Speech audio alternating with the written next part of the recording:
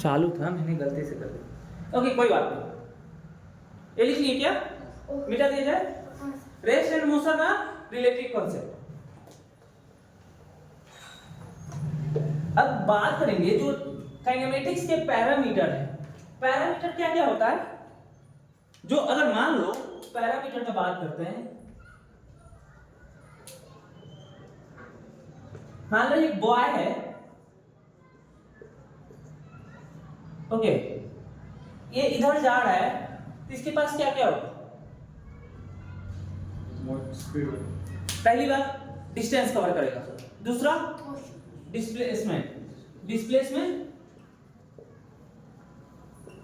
और स्पीड भी होगा, वेलोसिटी भी होगा, स्पीड वेलोसिटी भी होगा, और क्या टाइम, हाँ टाइम, और मोशन तो कर ही रहा है, बॉडी मोशन में displacement, speed, velocity, time, acceleration,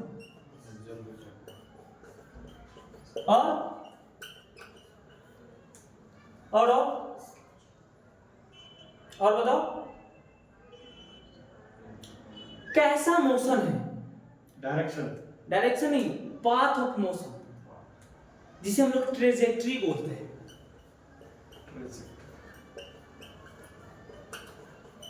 अगर स्ट्रेट गया तो कौन सा, स्ट्रेट लाइन, लीनियर। अगर ये जंप करके गया तो कैसा, parabolic. Sir, I have a book of motion. Okay. Chapter. From tomorrow onwards you can bring. But now observe this. समझ में आया ना?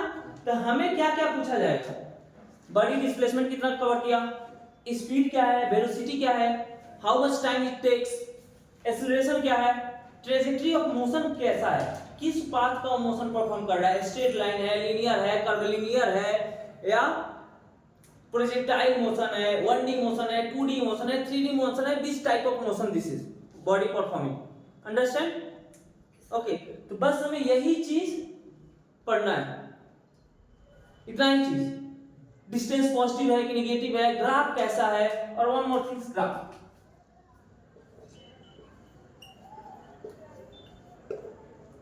These all things we have to understand, study in kinematics. मिटा दिया है? अब देखो, थोड़ा सा लेक्चर एडवांस होगा, इसलिए मैं बेसिक चीजें नहीं बताऊंगा आपको। तीसरा बात मैंने लिखा था, विदाउट नोइंग द कॉज, यानी कि उसके कॉज के बारे में पता नहीं करना है। ये अगर गिरा, मोशन किया, तो क्यों मोशन परफॉर्म किया, ग्रेविटेशनल मोशन, लेकिन हमें इसके बारे में नहीं पढ़ना है।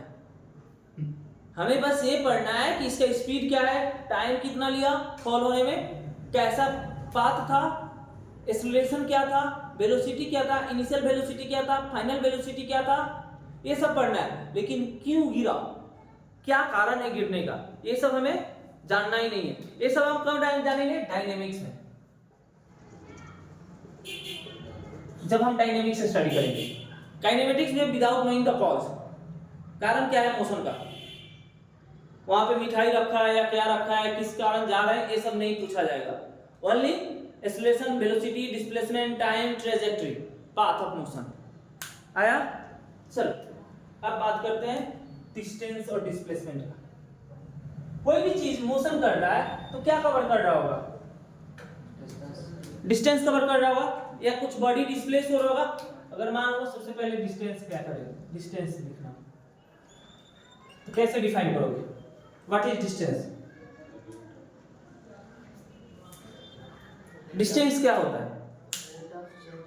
No, rate of change of motion, no, starting point to ending point. क्या कर रहे हैं, आ जाओ आ जाओ, एक तीन आ गए, आ जाओ सिट डाउन, बैठ बैठ, डेंजर से प्रोफेसर। हाँ सेटअप डेंजर है, please sit down. Okay, distance क्या होता है, व्हाट इज डिस्टेंस? बताता हूँ, हाँ टेल मी। डिस्टेंस होता है व्हाट इज डिस्टेंस? डिस्टेंस मतलब starting point to ending point. हाँ, the actual distance covered between starting point and ending point. शर्म करो, क्लास 7 का बच्चा. It is तुम लोग से ज्यादा तो आंसर वो दे रहा है. यही होता है क्यूरियोसिटी. जो छोटे बच्चे होते हैं ना, वो डरते नहीं है बोलने से. जो भी आता है मन में बोल देते हैं. हम लोग क्या होता है कि पहले डरते हैं कि क्या गलत बोल रहे हैं या सही बोल रहे हैं. इसको कुछ फर्क ही नहीं हुआ. गलत बोल रहे हैं तो भी ठीक है, सही बोल रहे हैं तो भी ठीक है. It is actual path.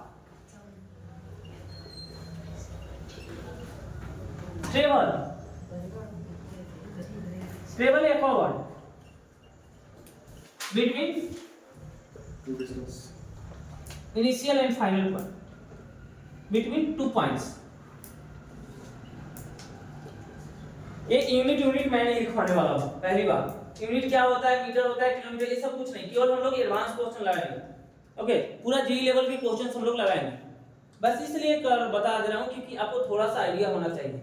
मान लो एक पॉइंट ए है और एक पॉइंट बी है. यहाँ पे एक लड़का है, तो एक्चुअल पाथ कैसे गया होगा? ऐसे गया हो. This is the path. तो क्या हो गया? डिस्टेंस हो गया. यूनिट क्या होता है? मीटर होता है. ओके, ऐसा यूनिट मीटर होता है, सीजीएस सेंटीमीटर होता है, अदर यूनिट है किलोमीटर, लाइट ईयर, ये सब यूनिट है. किसका? डिस्टेंस का. ओके, अब देखो, अब बात करते हैं स्केलर क्वांटिटी होता है. स्केलर क्वांटिटी मतलब क्या समझते हो? स्केलर मतलब उसको सिर्फ मैग्नीट्यूड डायरेक्शन नहीं है. डायरेक्शन नहीं.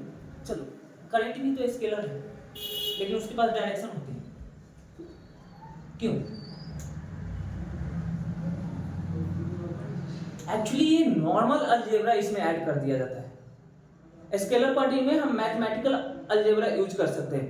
3 + 4 हम 7 लिख सकते हैं. खाना देना है. 3 + 7 4 कितना लिख सकते हैं? 7. लेकिन वेक्टर अलजेब्रा के केस में हम लोग क्या लिखेंगे? अगर वेक्टर क्वांटिटी होता तो 3 + 4 7 कभी नहीं देता. कितना देता? 5 देता. 3 के स्क्वायर + 4 के स्क्वायर. तो नॉर्मल अलजेब्रा फॉलो होने के कारण क्या होता है? नॉर्मल मैथमेटिकल अलजेब्रा फॉलो होने के कारण ये डिस्टेंस बोला जाता है. सॉरी, स्केलर क्वांटिटी होता है. वेक्टर मतलब उसमें triangle law of addition, or parallelogram law of addition होता है, फॉलो होता है. रख दो, छोड़े रख दो. अब बाहर से तुम लगा देना, मिटा दीजिए. आगे इस क्वांटिटी पर. अब बात करते हैं डिस्प्लेसमेंट का. ये सब डायमेंशन, मीटर, ये सब मैं लिखवाने वाला हूं नहीं. अब बात करते हैं डिस्प्लेसमेंट का. डिस्प्लेसमेंट क्या होता है? Rate of change of velocity. ओए नहीं, डिस्प्लेसमेंट क्या होता है? Shortest distance between initial and final. Shortest distance between starting point और एंडिंग पॉइंट. क्या रे यार, इसे किससे होगा? डिस्प्लेसमेंट क्या होता है? It is shortest path between initial and final point. Initial और फाइनल के बीच में जो शॉर्टेस्ट पाथ है उसे क्या बोलते हैं? डिस्प्लेसमेंट बोलते हैं. जस्ट इमेजिन, मान लो कि एक बॉय ए है, पॉइंट ए बी है और एक सी है. एक बॉडी है जो मान लो ये दूरी 4 मीटर है यहां से यहां तक का, और ये 3 मीटर है. एक बॉडी पहले ए से बी गया, तो डिस्टेंस कितना कवर किया? 4 मीटर. डिस्प्लेसमेंट कितना हुआ? 4 मीटर हुआ. ओके, डिस्टेंस भी 4 और डिस्प्लेसमेंट एक वेक्टर क्वांटिटी होता है. इस तरह वेक्टर का साइन लगा दिया जाता है. दोनों क्या है? अभी इक्वल है. अगर ए से बी गया, फिर ए पे आ गया, डिस्टेंस कितना?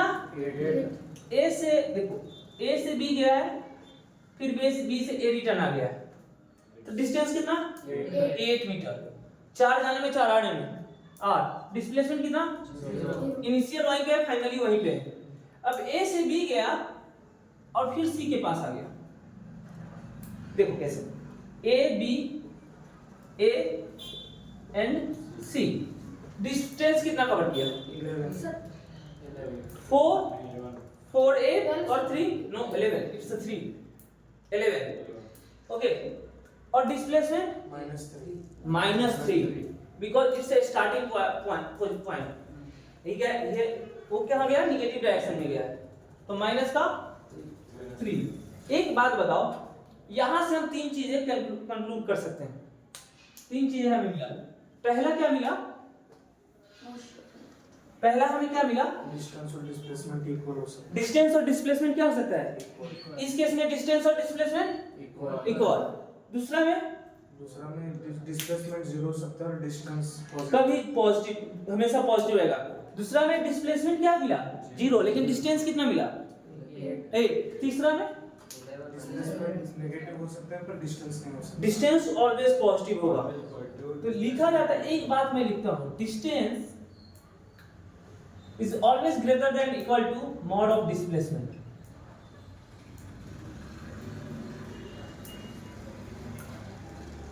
सही था इसमें? मॉड क्यों लेते हैं? नेगेटिव चीज को पॉजिटिव बनाने के लिए। चलो एक बात बोलता हूं, देखो इस बातों को समझते हो, जब तक बेसिक अंडरस्टैंडिंग नहीं होगा ना, कोई टफ क्वेश्चन नहीं बनेंगे। ए है, ए बी है और ए सी है। ए 4 मीटर है और ए 0 है, और इधर 1 2 3